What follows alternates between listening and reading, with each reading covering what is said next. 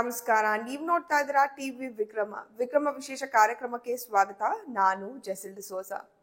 ನೀವು ಇಲ್ಲಿ ತನಕ ಟಿವಿ ವಿಕ್ರಮವನ್ನು ಸಬ್ಸ್ಕ್ರೈಬ್ ಮಾಡದೇ ಇದ್ರೆ ತಕ್ಷಣ ಸಬ್ಸ್ಕ್ರೈಬ್ ಮಾಡಿ. ಡೊನಾಲ್ಡ್ ಟ್ರಂಪ್ ನೊಬೆಲ್ ಪ್ರೈಸ್ ತಗೊಳ್ಳೋಕೆ ತುಂಬಾ ಕಷ್ಟ ಪಡ್ತಾ ಇದ್ದಾರೆ.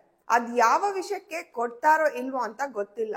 ಆದ್ರೆ ಟ್ರಂಪ್ಗೆ ಭಾರತ ಮತ್ತು ಚೀನಾವನ್ನ ತುಂಬಾ ಸಮಯದ ನಂತರ ಒಂದು ಮಾಡ್ತಾ ಇರೋದಕ್ಕೆ ಒಂದು ನೊಬೆಲ್ ಪ್ರೈಸ್ ಕೊಡ್ಲೇಬೇಕು. ಯಾರು ಕೊಡ್ಲಿಲ್ಲ ಅಂದ್ರೆ ಪರವಾಗಿಲ್ಲ, ನಾವ್ ಮಾತ್ರ ಒಂದು ಕೊಡ್ಲೇಬೇಕು. ನೋಡಿ, ಭಾರತ ಹಾಗೂ ಚೀನಾ ನಡುವಿನ ಸಂಬಂಧ ಕೆಲವು ದಿನಗಳಿಂದ ಬದಲಾಗ್ತಾ ಇರೋದನ್ನ ನೋಡ್ತಾ ಇದ್ದೀವಿ. ನಾವು ಚೀನಾ ಹಾಗೂ ಭಾರತ ನಡುವಿನ ಒಂದಷ್ಟು ಗಂಭೀರವಾದ ವಿಷಯಗಳನ್ನ ಈಗ ಚರ್ಚೆ ಮಾಡೋಣ.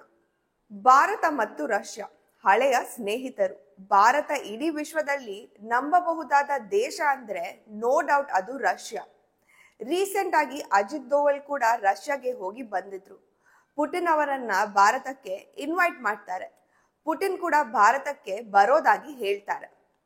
ಇಂಟ್ರೆಸ್ಟಿಂಗ್ ವಿಷಯ ಏನಂದ್ರೆ, ಟ್ರಂಪ್ ಹಾಗೂ ಪುಟಿನ್ನ ಅಲಸ್ಕಾದ ಮೀಟಿಂಗ್ ಆದ ನಂತರ ಪುಟಿನ್ ಮೋದಿ ಅವರಿಗೆ ಕಾಲ್ ಮಾಡಿ ಹೇಳಿದ್ದಾರೆ. ಎಲ್ಲ ವಿಷಯಗಳನ್ನ ನೀಟಾಗಿ ವಿವರಿಸಿದ್ದಾರೆ. ಅಲ್ಲಿ ಖಂಡಿತ ಟ್ರೇಡ್ ಮತ್ತು ಟ್ಯಾರಿಫ್ ವಾರ್ ಬಗ್ಗೆ ಕೂಡ ಚರ್ಚೆ ಆಗಿರುತ್ತೆ. ಇದಾದ ಮೇಲೆ ಚೀನಾದ ಫಾರಿನ್ ಮಿನಿಸ್ಟರ್ ಕೂಡ ಭಾರತದ ಪ್ರವಾಸ ಕೈಗೊಂಡಿದ್ದಾರೆ. ಭಾರತಕ್ಕೆ ಬಂದ ನಂತರ ಪಾಕಿಸ್ತಾನಕ್ಕೆ ಹೋಗಿದ್ದಾರೆ. ಚೀನಾ ಇಲ್ಲಿ ಒಂದು ಸಂದೇಶವನ್ನ ಕೊಟ್ಟಿದೆ. ನಮ್ಮ ಸಂಬಂಧ ಭಾರತದ ಜೊತೆ ಚೆನ್ನಾಗಿದೆ, ಆದ್ರೆ ನಾವು ಪಾಕಿಸ್ತಾನದಿಂದ ದೂರನೂ ಆಗ್ತಾ ಇಲ್ಲ ಅನ್ನುವ ಹಾಗಿದೆ. ಚೀನಾ ನಿಜವಾಗ್ಲೂ ಬ್ಯಾಲೆನ್ಸ್ ಮಾಡೋದಾದ್ರೆ ಯುದ್ಧದ ಸಮಯದಲ್ಲಿ ಎರಡೂ ದೇಶಗಳಿಗೆ ಸಪೋರ್ಟ್ ಮಾಡ್ಬೇಕಿತ್ತು. ಆದ್ರೆ ಚೀನಾ ಕೇವಲ ಪಾಕಿಸ್ತಾನದ ಪರ ನಿಂತ್ಕೊಂಡಿತ್ತು. ಇದು ಬ್ಯಾಲೆನ್ಸಿಂಗ್ ಆಗೋದಿಲ್ಲ. ಮೋದಿ ಅವರು ಚೀನಾದಲ್ಲಿ SCO ಪ್ರವಾಸ ಮಾಡಲಿದ್ದಾರೆ. ಅಲ್ಲಿ ಈ ವಿಷಯಗಳ ಬಗ್ಗೆ ಮುಕ್ತವಾಗಿ ಮಾತುಕತೆ ನಡೆಯುತ್ತಾ ಅಂತ ನೋಡ್ಬೇಕು. ಚೀನಾದ ಫಾರಿನ್ ಮಿನಿಸ್ಟರ್ ಹೇಳ್ತಾರೆ, ಅಮೆರಿಕ ಟ್ಯಾರಿಫ್ ಇಟ್ಕೊಂಡು ಅತಿಯಾದ ಬೆದರಿಕೆ ಹಾಕ್ತಾ ಇದೆ, ಇದನ್ನ ನಾವೆಲ್ಲ ಒಟ್ಟಾಗಿ ಎದುರಿಸಬೇಕು ಅಂತ. ಇದರ ಜೊತೆಗೆ ಇನ್ನೊಂದು ವಿಷಯ ಕೂಡ ಬಂತು. ಚೀನಾ ಮತ್ತು ಭಾರತ ಸಹಕಾರವನ್ನ ಇನ್ನೂ ವಿಸ್ತರಿಸಬೇಕು ಅಂತ. ಜೊತೆಗೆ ರಷ್ಯಾದ ಕಚ್ಚಾ ತೈಲವನ್ನ ಭಾರತ ಖರೀದಿ ಮಾಡಿದಕ್ಕಾಗಿ ಭಾರತದ ವಿರುದ್ಧ ಟ್ರಂಪ್ 25% ಹೆಚ್ಚಿನ ಟ್ಯಾರಿಫ್ ಹಾಕ್ತಾರೆ. ಅದಾದ ನಂತರ ಈ ಹೇಳಿಕೆಯನ್ನ ಚೀನಾ ಕೊಡುತ್ತೆ. ಚೀನಾ ಹೇಳುತ್ತೆ, ಭಾರತ ಹಾಗೂ ಚೀನಾ ಜಗತ್ತಿನ ಭದ್ರತೆ ವಹಿಸಬೇಕು ಅಂತ. ಆದ್ರೆ ಅದಕ್ಕಿಂತ ಮುಂಚೆ ಇವರು ಭಾರತ ಹಾಗೂ ಚೀನಾದ ಸಂಬಂಧಕ್ಕೆ ಸೆಕ್ಯೂರಿಟಿ ಒದಗಿಸಬೇಕಾಗತ್ತೆ. ಅಷ್ಟು ಮಾಡಿದ್ರೆ ಸಾಕು.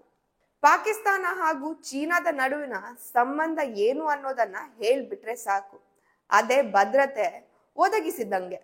ಚೀನಾದ ಹೇಳಿಕೆ ನಂತರ ಭಾರತದ ಕಡೆಯಿಂದ ಕೂಡ ಒಂದು ಹೇಳಿಕೆ ಬಂದಿದೆ.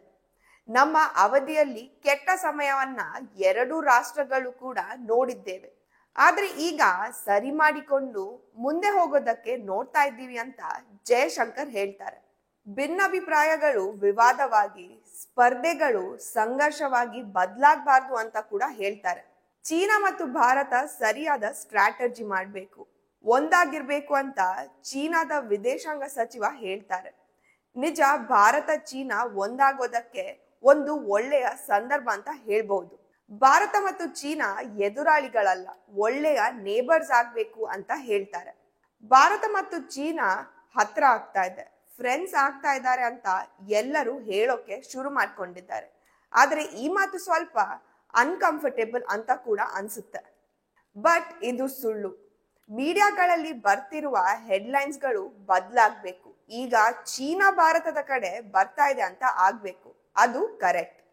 ನೋಡಿ, ಭಾರತ ಚೀನಾಗೆ ಏನು ಕೇಡು ಬಯಸಿಲ್ಲ, ಯಾವುದೇ ತೊಂದರೆ ಕೂಡ ಕೊಟ್ಟಿಲ್ಲ. ಸಮಸ್ಯೆ ಮಾಡಿದ್ದಲ್ಲ ಚೀನಾವೇ. ನಮ್ಮ ಶತ್ರು ದೇಶಕ್ಕೆ ಡೈರೆಕ್ಟ್ ಆಗಿ ಸಹಾಯ ಮಾಡಿದ್ದು ನೋಡಿದ್ದೇವೆ. ಈಗ ಅಮೆರಿಕ ಟ್ಯಾರಿಫ್ ಹಾಕಿದ್ಮೇಲೆ ಭಾರತದ ಕಡೆ ನಿಧಾನವಾಗಿ ಬರ್ತಾ ಇದ್ದಾರೆ ಅಷ್ಟೇ. ಅಂಡ್ ಇದನ್ನ ಬಳಸ್ಕೊಂಡು ಪಾಕಿಸ್ತಾನ ಹಾಗೂ ಚೀನಾದ ಸಂಬಂಧವನ್ನ ಬಗೆಹರಿಸಿಕೊಳ್ಬೇಕಾಗಿದೆ ಅಷ್ಟೇ. ಇದಕ್ಕೆ ಪುಟಿನ್ ಕೂಡ ಕೈ ಜೋಡಿಸಬೇಕು. ಟಿವಿ ವಿಕ್ರಮ, ದೇಶ ನಿಮ್ಮ ಕೈಯಲ್ಲಿ. ಈ ಕಾರ್ಯಕ್ರಮ ನಿಮಗೆ ಇಷ್ಟ ಆಗಿದ್ದಲ್ಲಿ ಲೈಕ್, ಶೇರ್ ಹಾಗೂ ಕಮೆಂಟ್ ಮಾಡಿ. ಟಿವಿ ವಿಕ್ರಮದ ಕಾರ್ಯಕ್ರಮಗಳನ್ನು ನಿರಂತರವಾಗಿ ವೀಕ್ಷಿಸಲು ಸಬ್ಸ್ಕ್ರೈಬ್ ಮಾಡಿ, ಬೆಲ್ ಐಕನ್ ಒತ್ತಿ.